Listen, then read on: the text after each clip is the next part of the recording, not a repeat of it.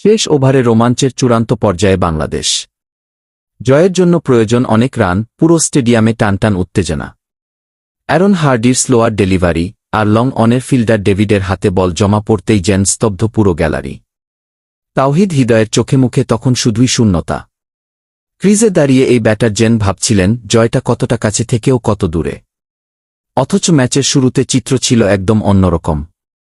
পাওয়ার প্লেতেই run বন্যার জোয়ারে ভাসিয়েছিল Bangladesh. Spencer জনসনকে তুলাধুনা করে পাওয়ার প্লেতে রেকর্ড গড়েছিল টাইগাররা, যা অস্ট্রেলিয়ার বিপক্ষে টি-20তে বাংলাদেশের সর্বোচ্চ স্কোর। তানজিদ তামিম কিংবা সাইফ হাসান, শুরুটা ছিল স্বপ্নের মতো নিখুঁত। টিভি স্ক্রিনে যেন রান পাহাড়ের এক অপূর্ব উৎসব দেখছিল ক্রিকেট ভক্তরা।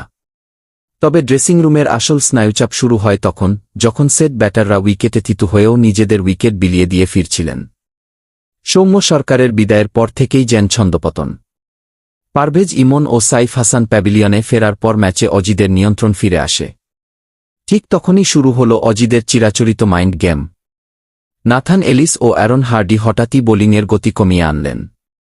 শামীম হোসেন ও সৌম্য সরকার কেউই পারেননি এই বিশাল চাপের মুখে টিকে থাকতে। ডিপ স্কয়ার লেগে ক্যাচ দিয়ে যখন শামীম ফিরলেন, জয়ের সমীকরণ তখন পাহাড় সমান। এরপরই শুরু চূড়ান্ত ক্লাইম্যাক্স। শেষ ওভারে জয়ের লক্ষ্য 23 রান। স্ট্রাইকে Towhid Hridoy, bowler hardy. Wide, single আর ডাবলের পর জয়ের আশা তখন ক্ষীণ। হার্ডির অফ স্টাম্পের বাইরের বলকে কভারের উপর দিয়ে দারুণ এক ছক্কা হাঁকালেন হৃদয়। পরের বলেই বাউন্ডারি, জয়ের স্বপ্ন তখন 1 বলে 8 রান। কিন্তু হার্ডি তার অভিজ্ঞতার ঝুলি থেকে বের করলেন এক দুর্দান্ত স্লোয়ার। হৃদয়ের টাইমিং হল না, ইনসাইডে লং অনেক ক্যাচ উঠতেই সব আশা শেষ।